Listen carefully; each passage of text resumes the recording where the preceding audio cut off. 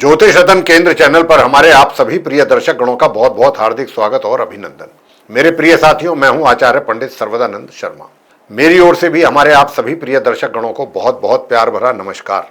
तो साथियों, आज की जो चर्चा हम करने जा रहे हैं वो आपके अपने मंथली लव राशिफल के विषय में है, जो कि सितंबर 2026 का है ये।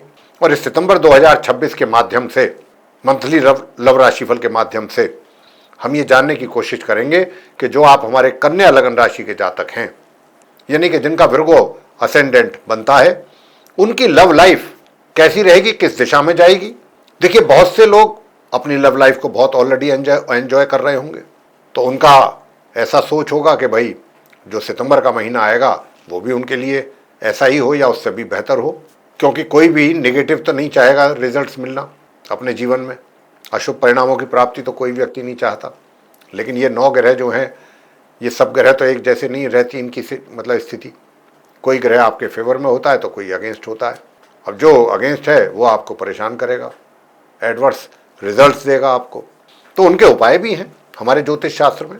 ऐसा नहीं है कि अगर हमें कुछ परेशानियां कोई ग्रह दे रहा है तो हमारे पास उपाय नहीं है। उपाय हैं, करने हैं उपाय, बस बात करने की है। क्या हम कर सकते हैं? करने चाहिए। मैं तो कहूँगा जरूर करने चाहिए। क्यों करने चाहिए?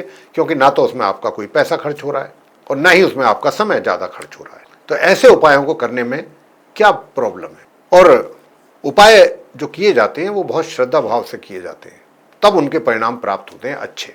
तो यहाँ पर जो हम बात कर रहे हैं आप कन्या लगन राशि के जातकों की, कि भाई आपकी जो लव लाइफ है पहले से बहुत डिस्टर्ब चल रही है, तो क्या लोग सोचेंगे कि भाई चलो आने वाला समय शायद अच्छा हो। आपको काफ़ी समस्याओं का सामना करना पड़ रहा है या किए हो अपनी लव लाइफ से रिलेटेड, तो ये कैसी स्थिति रहेगी सितंबर में, ये भी लोगों के माइंड में एक क्वेश्चन मार्क रहता है। क्या पता सितंबर का महीना आपके लिए कुछ रिजल्ट दे जाए। तो आज यही सारी बातें हम लेकर के आपके सम्मुख उपस्थित हुए हैं। और आप जानते होंगे, अगर आप हमारे पुराने व्यूअर हैं, कि जब भी हम बात करते हैं लव राशिफल पर तो मुख्य तौर पर 5 बिंदुओं को लेकर के हम चर्चा हमारी रहती है, यानी कि 5 पॉइंट्स, जिसमें कि नंबर 1 है लव, ये अपना सिंगल जातकों का लव लाइफ। कि आप सिंगल तो हैं लेकिन अभी तक आपकी लाइफ में कोई एंट्री किसी की नहीं हो पाई है, चाहे जो भी कारण हो। तो क्या ये सितंबर का महीना आप कन्या लगन राशि के सिंगल जातकों के लिए कुछ शुभ समाचार लेकर आ रहा है, कुछ अच्छे परिणाम लेकर के आ रहा है, कि ताकि आपके लाइफ में भी किसी की एंट्री हो और आपका लाइफ अच्छे तरीके से आगे आप लीड कर सकें। नंबर 2, कि अगर आप लिव इन रिलेशंस में हैं या आपका लव अफेयर चल रहा है साथियों, तो ऐसे हालात में आपको किस प्रकार के रिजल्ट्स मिलेंगे इस सितंबर 2026 में। क्या ये और ज़्यादा बेहतर और मजबूत बनेगी रिलेशनशिप, और अधिक इसको एंजॉय कर सकेंगे आप, या इसमें भी कोई समस्या खड़ी हो जाएगी आपके लिए और आपके लिए बहुत परेशानी का सबब बन जाएगा? ऐसा तो नहीं है। और अगर आपकी विवाह की प्लानिंग है तो विवाह की प्लानिंग जो है कितनी सक्सेस होगी, विवाह आप कर पाएंगे कि नहीं कर पाएंगे, ये भी बताएंगे। और नंबर 3 कि आपका वैवाहिक जीवन कैसा रहेगा।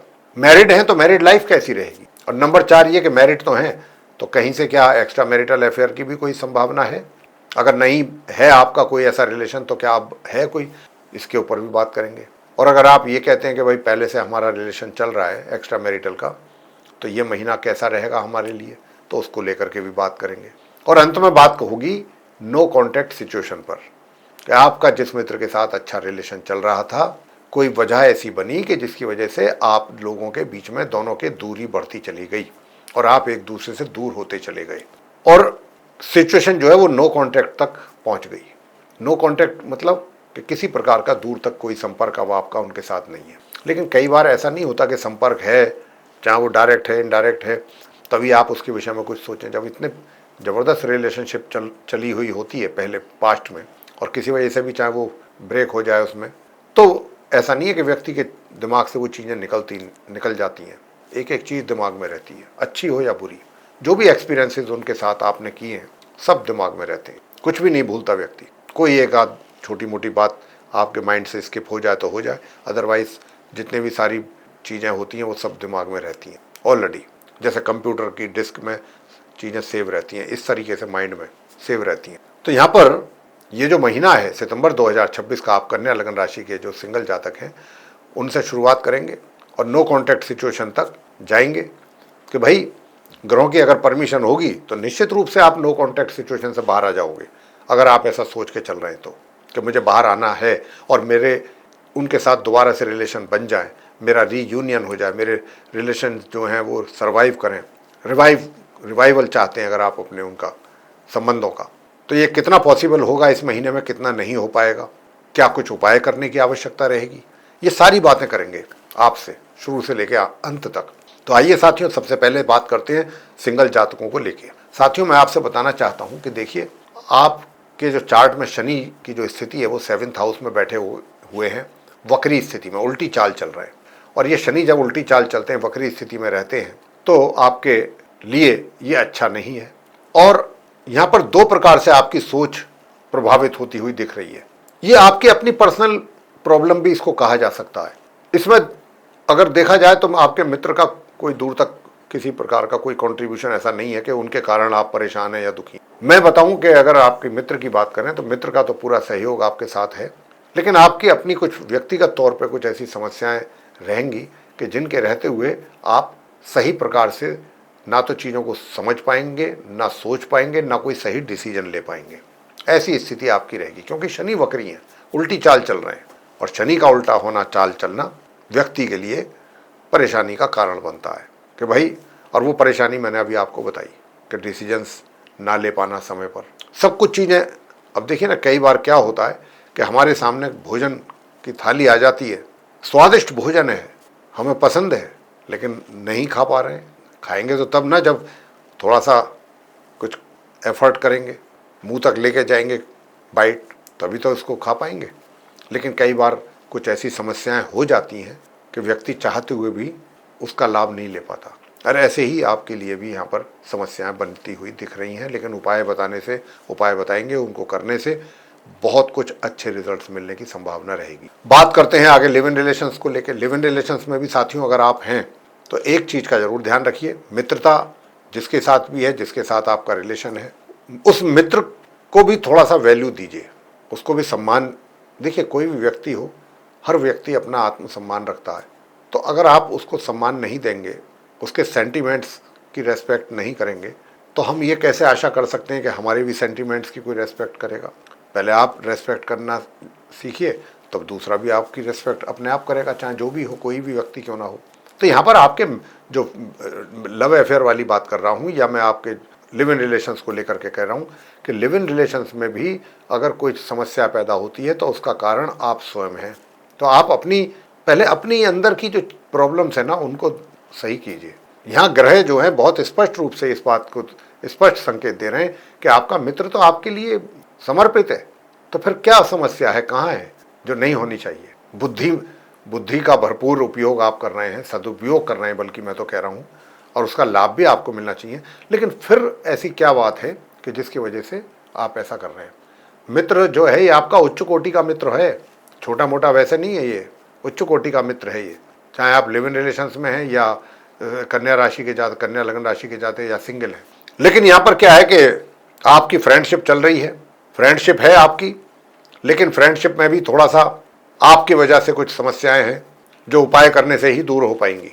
और विवाह का योग नहीं है, तो विवाह का योग तो होना ना होना बराबर है। पहले आपसी तालमेल तो बढ़िया बने, एक दूसरे के प्रति कुछ कमिटमेंट्स हैं, कुछ होती हैं, वो हों, कुछ डेडिकेशंस हों, तभी तो चीज़ें कुछ आगे।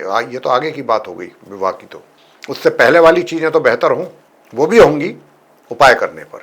और अगर आप विवाहित हैं तो कैसा रहेगा, 7 सितंबर से और 26 सितंबर तक का जो समय है वो आपके वैवाहिक जीवन में परेशानी आते हुए भी काफ़ी चीज़ें जो है वो सही होती रहेंगी। समय समय पर परेशानियां आएंगी, वैवाहिक जीवन में परेशानियां नहीं समाप्त होंगी, वो तो चलती रहेंगी क्योंकि शनिदेव वक्री होकर के बैठे हुए हैं।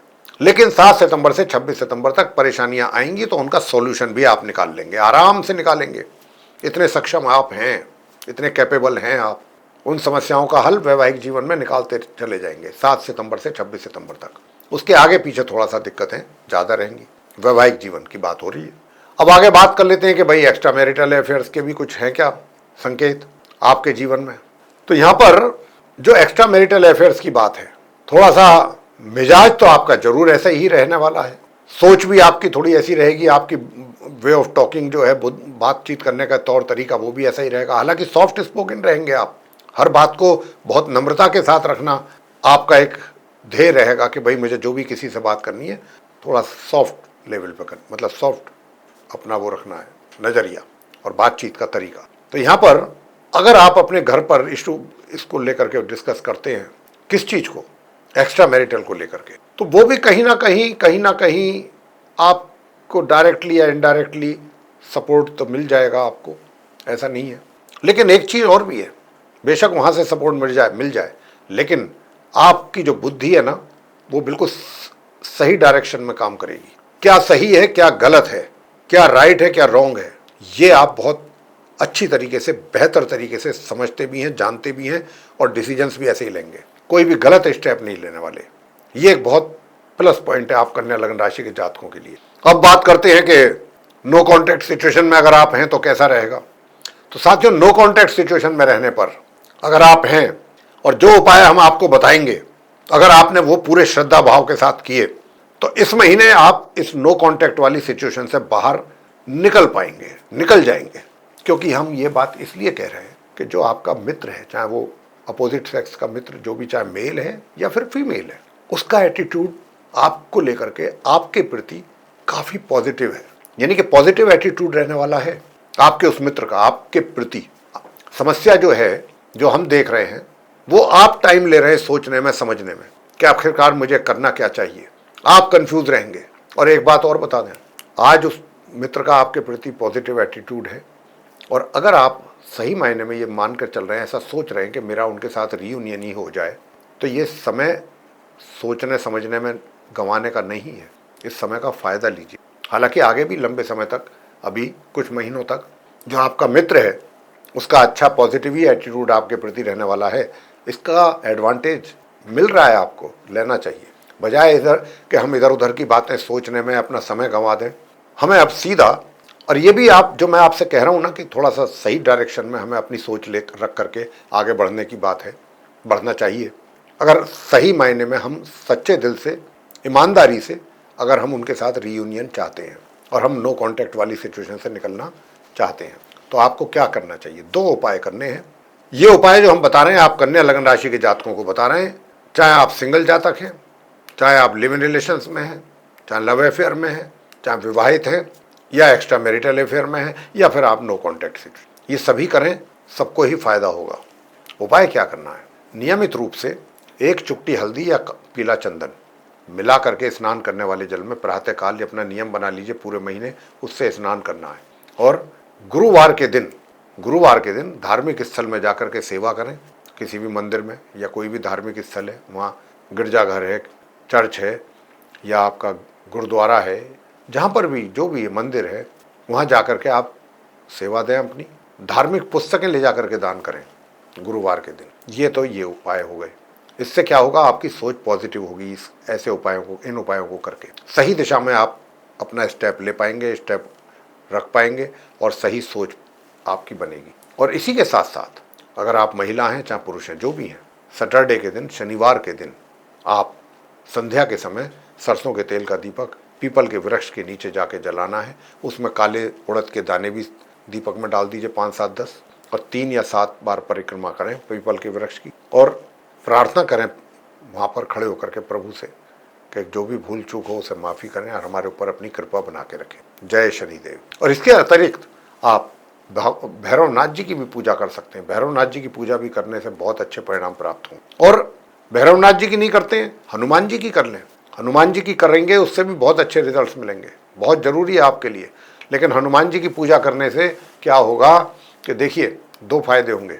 एक तो आपकी सोच बहुत बेहतरीन सोच होगी अपने मित्र के विषय में, और वो मित्र जो है, जो आपको देख करके बदल सकता था या सकता है आपका नेगेटिव एटीट्यूड देख करके, तो कहीं ना कहीं वो भी कंट्रोल रहेगा हनुमान जी की पूजा करने पर।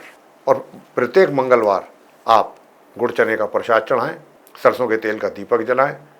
मैं पुरुषों से कह रहा हूँ, महिलाएं घर पर रह करके हनुमान चालीसा का पाठ कर सकती हैं और आरती कर सकती हैं हनुमान जी की। ये उपाय करने से आप कन्या लग्न राशि के जातकों को बहुत ही अच्छे और सुंदर परिणामों की प्राप्ति होगी। तो साथियों, अगर ये चर्चा हमारी आपको पसंद आई, इससे आप संतुष्ट हैं, तो हमारे इस वीडियो को लाइक जरूर कर लें और अधिक से अधिक मात्रा में इसको शेयर करें, ताकि दूसरे लोग भी इस महत्वपूर्ण जानकारी का लाभ ले सकें। और अगर आप चाहते हैं कि जो भी वीडियोज़ आने वाले समय में हमारे बने और वो एक एक करके सब आप तक पहुंच सकें और उनका भी आप उनके द्वारा वीडियोज़ के द्वारा आप महत्वपूर्ण एस्ट्रोलॉजिकल इन्फॉर्मेशंस या नॉलेज आप प्राप्त कर सकें, तो फिर आपको, अगर अभी तक आपने हमारा चैनल सब्सक्राइब नहीं किया है तो पहले तो चैनल सब्सक्राइब कर लीजिए और साथ के साथ बेल आइकन भी दबा दीजिए। और जो हम आरंभ में आपसे बताए थे वही दोबारा से रिपीट करना चाहेंगे बात यहाँ, कि अगर आप भी अपने जीवन में किसी परेशानी का कर रहे हैं सामना